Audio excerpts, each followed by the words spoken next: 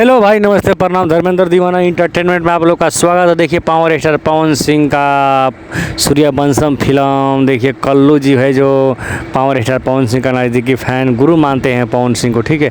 तो देखिए power star Pawan Singh को गुरु मानने वाले कल्लू जी ने पावर स्टार पवन सिंह को फिल्म का बहुत बड़ाई की है, बहुत इतना बड़ाई की है, ऐसा फिल्म का जोड़ा ही नहीं है पावर स्टार पवन सिंह का फिल्म का।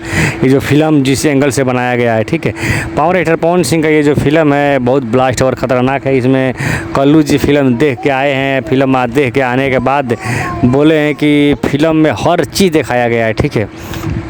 ये जो बबुआन वाला गाना है वो तो गाना के बातें मत कीजिए, जो तो बवाल किया है उस तो किया ही है, पर पावर स्टार पवन सिंह का ये जो गाना है जो बहुत ब्लास्ट किया है, ठीक है।